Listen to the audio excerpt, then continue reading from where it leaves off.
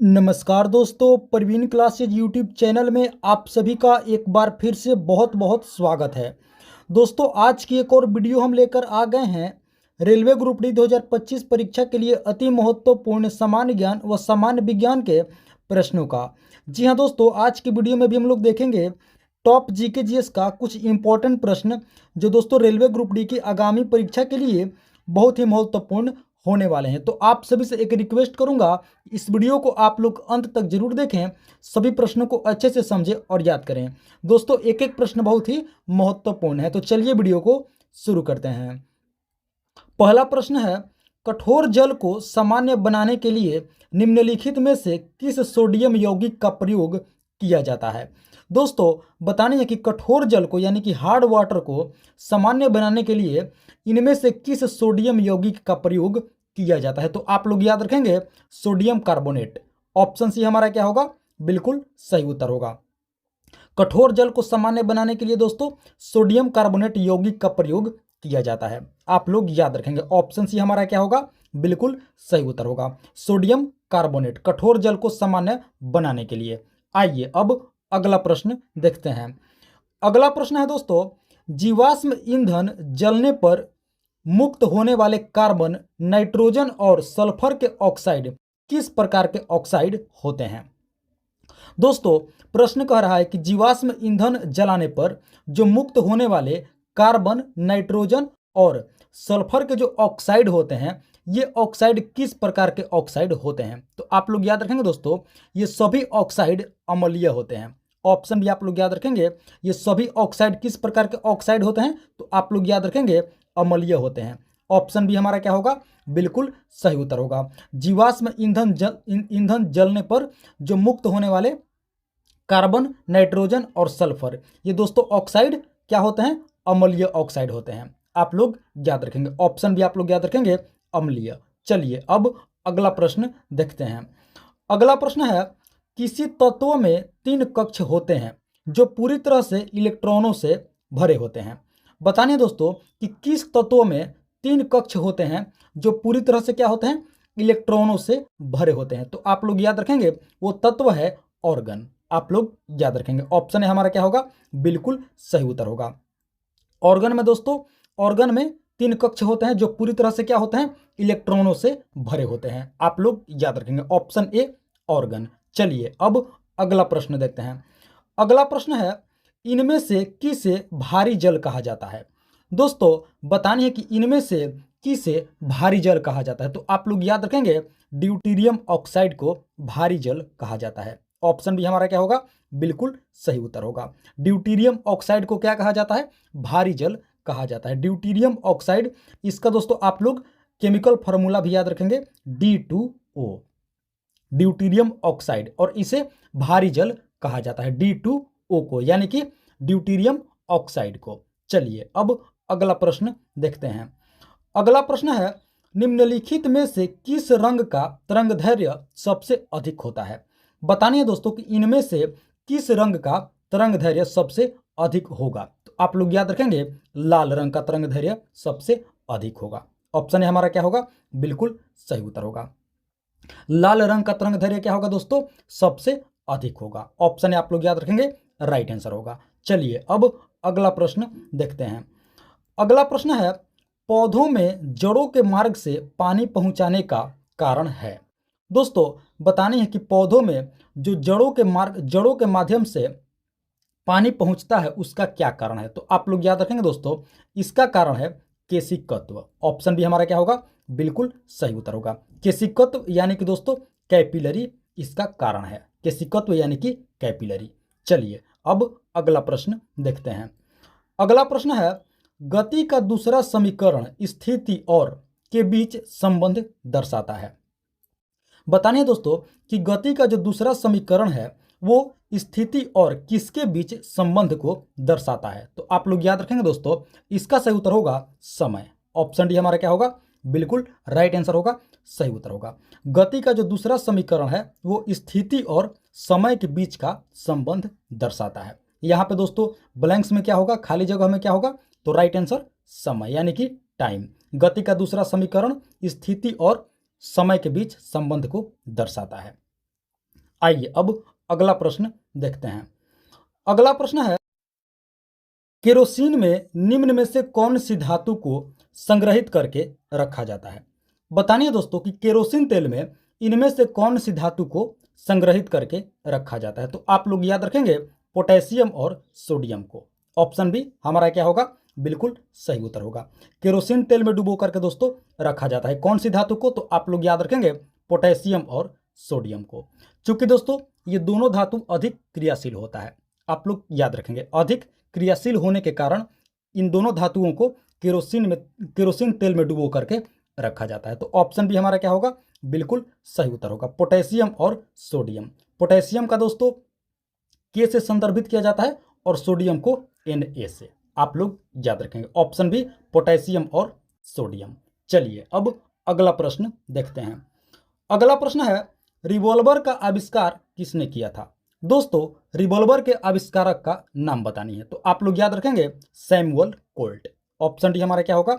बिल्कुल सही उत्तर होगा। रिवॉल्वर का आविष्कार किसने किया था? तो आप लोग याद रखेंगे सैमुअल कोल्ट। ऑप्शन डी हमारा बिल्कुल राइट आंसर होगा, सही उत्तर होगा। चलिए अब अगला प्रश्न देखते हैं। अगला प्रश्न है, ईरान की पार्लियामेंट के नाम से जानी जाती है। दोस्तों बतानी है कि ईरान की पार्लियामेंट को किस नाम से जाना जाता है? तो आप लोग याद रखेंगे मजलिस। ऑप्शन बी हमारा क्या होगा? बिल्कुल सही उत्तर होगा। ईरान की पार्लियामेंट को मजलिस के नाम से जाना जाता है। ऑप्शन बी मजलिस। चलिए अब अगला प्रश्न देखते हैं। अगला प्रश्न है, निम्नलिखित में से किस यंत्र के माध्यम से सूक्ष्मदर्शी वस्तुओं को देखा जा सकता है? बतानिए दोस्तों कि इनमें से किस यंत्र के माध्यम से सूक्ष्मदर्शी वस्तुओं को देखा जा सकता है। यानी कि दोस्तों जिस वस्तुओं को हम लोग आंख से नहीं देख सकते हैं, इनमें से किस यंत्र के माध्यम से हम लोग देख सकते हैं? तो आप लोग याद रखेंगे माइक्रोस्कोप। ऑप्शन सी हमारा क्या होगा? बिल्कुल सही उत्तर होगा। माइक्रोस्कोप के माध्यम से दोस्तों हम लोग सूक्ष्मदर्शी वस्तुओं को क्या कर सकते हैं? देख सकते हैं। Option C microscope. आइए अब अगला प्रश्न देखते हैं। दोस्तों अगले प्रश्न से पहले आप सभी से एक रिक्वेस्ट करूंगा, इस वीडियो को अभी तक आप लोगों ने एक लाइक नहीं किए हैं तो दोस्तों वीडियो पसंद आ गई है तो आप लोग एक लाइक जरूर कर देंगे। और दोस्तों प्रवीण क्लासेज यूट्यूब चैनल पर आप लोग पहली बार विजिट किए हैं तो दोस्तों इस चैनल को आप लोग जरूर सब्सक्राइब कर लेंगे इसी तरह का महत्वपूर्ण प्रश्नावली वीडियो प्रतिदिन देखने के लिए। और हाँ दोस्तों इस वीडियो में आप लोग अंत तक जरूर बने रहेंगे, आगे दोस्तों और भी महत्वपूर्ण प्रश्न होने वाले हैं। चलिए अब अगला प्रश्न देखते हैं। अगला प्रश्न है, निम्नलिखित में से कौन सा न तो तत्व है और ना ही यौगिक? बतानिए दोस्तों कि इनमें से कौन सा न तो तत्व है और न ही यौगिक है? तो आप लोग याद रखेंगे दोस्तों इसका सही उत्तर होगा वायु। ऑप्शन डी वायु यानी कि हवा। हवा क्या है दोस्तों? न तो तत्व है और न ही यौगिक है। तो हवा क्या है? तो हवा एक मिश्रण है। आप लोग याद रखेंगे हवा क्या है? एक मिश्रण है, न तो तत्व है और न ही यौगिक है। तो ऑप्शन डी हमारा क्या होगा? बिल्कुल राइट आंसर होगा, सही उत्तर होगा। चलिए अब अगला प्रश्न देखते हैं। अगला प्रश्न है, निम्नलिखित में से किस में कार्बन की प्रतिशतता सबसे कम होती है? दोस्तों बतानिए कि इनमें से किस में कार्बन की जो प्रतिशतता होती है वो सबसे कम होती है? तो आप लोग याद रखेंगे पिटवा इस्पात। ऑप्शन डी हमारा क्या होगा? बिल्कुल सही उत्तर होगा, पिटवा इस्पात या पिटवा लोहा। इसमें दोस्तों कार्बन की मात्रा बहुत ही कम होती है, सबसे कम होती है। आप लोग याद रखेंगे पिटवा लोहा या पिटवा इस्पात। चलिए अब अगला प्रश्न देखते हैं। अगला प्रश्न है, 8 सितंबर 2020 को प्रधानमंत्री नरेंद्र मोदी ने पत्रिका गेट का उद्घाटन किया। दोस्तों बतानिए कि पत्रिका गेट किस शहर में है? देखिए दोस्तों प्रश्न कह रहा है कि 8 सितंबर 2020 को प्रधानमंत्री श्री नरेंद्र मोदी जी ने एक पत्रिका गेट का उद्घाटन किया। बतानी है कि यह पत्रिका गेट किस शहर में स्थित है? तो आप लोग याद रखेंगे जयपुर। ऑप्शन सी हमारा क्या होगा? बिल्कुल सही उत्तर होगा। पत्रिका गेट किस शहर में है? तो आप लोग याद रखेंगे जयपुर, जिसका दोस्तों उद्घाटन प्रधानमंत्री नरेंद्र मोदी जी के द्वारा 8 सितंबर 2020 को किया गया। किस शहर में है? तो आप लोग याद रखेंगे जयपुर, राजस्थान की राजधानी जयपुर में। चलिए अब अगला प्रश्न देखते हैं।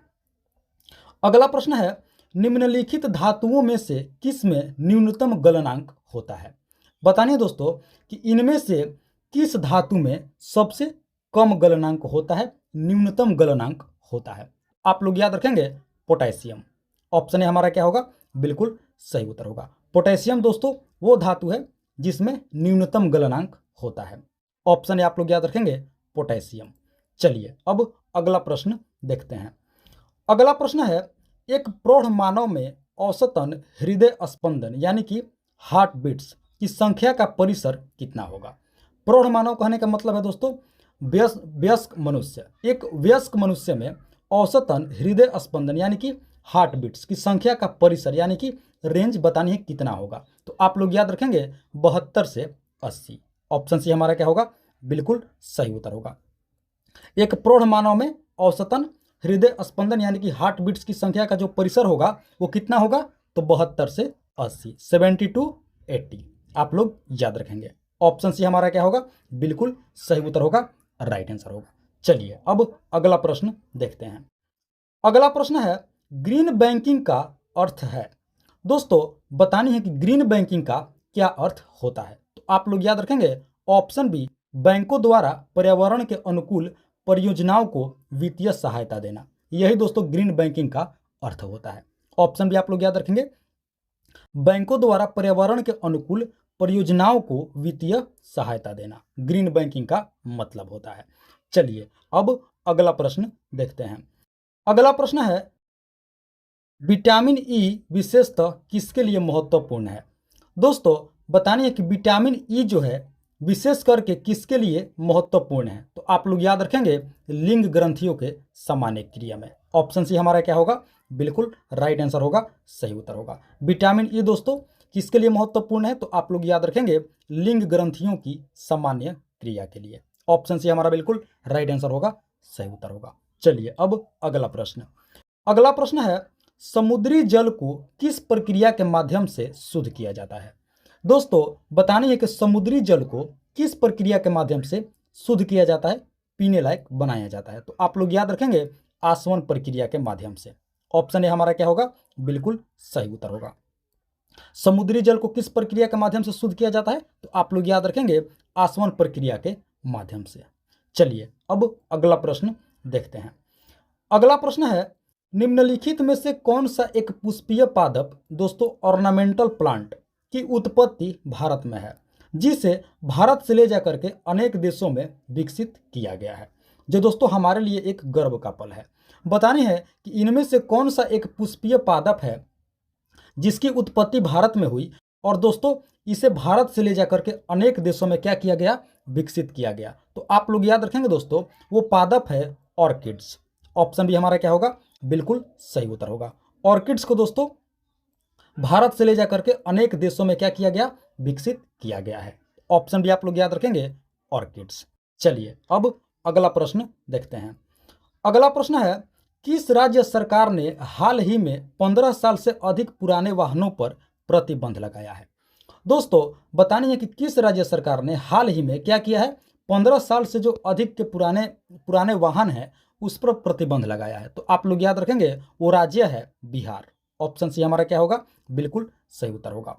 बिहार सरकार ने दोस्तों 15 साल से अधिक पुराने वाहनों पर क्या किया है? प्रतिबंध लगा दिया है। आप लोग याद रखेंगे बिहार। चलिए अब अगला प्रश्न।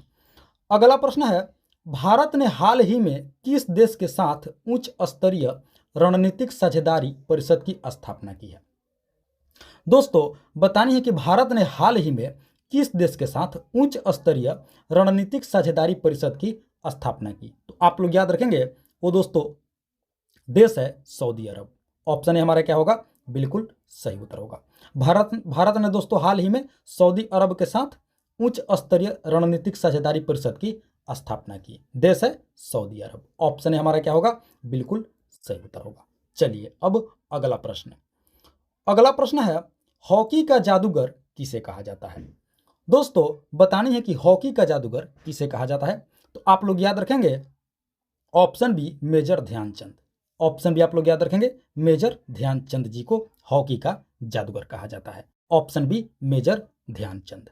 चलिए अब अगला प्रश्न। अगला प्रश्न है, बांदीपुर राष्ट्रीय उद्यान किस राज्य में स्थित है? दोस्तों बतानी है कि बांदीपुर राष्ट्रीय उद्यान किस राज्य में स्थित है? तो आप लोग याद रखेंगे कर्नाटक। ऑप्शन बी क्या होगा, हमारा राइट आंसर होगा, सही उत्तर होगा। बांदीपुर राष्ट्रीय उद्यान किस राज्य में है, तो आप लोग याद रखेंगे कर्नाटक राज्य में। चलिए अब अगला प्रश्न। अगला प्रश्न है सत्यार्थ प्रकाश की रचना किसने की थी। दोस्तों बतानी है कि सत्यार्थ प्रकाश की रचना किसने की थी, तो आप लोग याद रखेंगे स्वामी दयानंद सरस्वती। ऑप्शन है हमारा क्या होगा, बिल्कुल सही उत्तर होगा। सत्यार्थ प्रकाश की रचना किसने की थी, तो आप लोग याद रखेंगे स्वामी दयानंद सरस्वती। चलिए अब अगला प्रश्न। अगला प्रश्न है मैग्सेसे पुरस्कार किस क्षेत्र में उत्कृष्ट योगदान के लिए दिया जाता है। दोस्तों बतानी है कि मैग्सेसे पुरस्कार किस क्षेत्र में उत्कृष्ट योगदान के लिए, बेहतर योगदान के लिए दिया जाता है, तो आप लोग याद रखेंगे सरकारी जन सेवा। ऑप्शन डी हमारा क्या होगा, बिल्कुल सही उत्तर होगा। मैग्सेसे पुरस्कार सरकारी जन सेवा में दोस्तों जो लोग अपना उत्कृष्ट योगदान देते हैं उन्हें मैग्सेसे पुरस्कार से सम्मानित किया जाता है। आप सभी को दोस्तों बता दें कि मैग्सेसे पुरस्कार की शुरुआत 1958 ईस्वी में हुई थी। कब हुई थी, 1958 ईस्वी में। किस क्षेत्र में उत्कृष्ट योगदान के लिए दिया जाता है, तो आप लोग याद रखेंगे सरकारी जन सेवा के क्षेत्र में उत्कृष्ट योगदान के लिए दिया जाता है। आप सभी को दोस्तों बता दें कि मैग्सेसे पुरस्कार प्राप्त करने वाले प्रथम भारतीय थे आचार्य विनोबा भावे। ये भी आप लोग याद रखेंगे। मैग्सेसे पुरस्कार से सम्मानित होने वाले प्रथम भारतीय कौन थे, तो आप लोग याद रखेंगे आचार्य विनोबा भावे। तो इसका सही उत्तर क्या होगा, ऑप्शन डी सरकारी जन सेवा। कब शुरुआत हुई थी, तो 1958 ईस्वी में।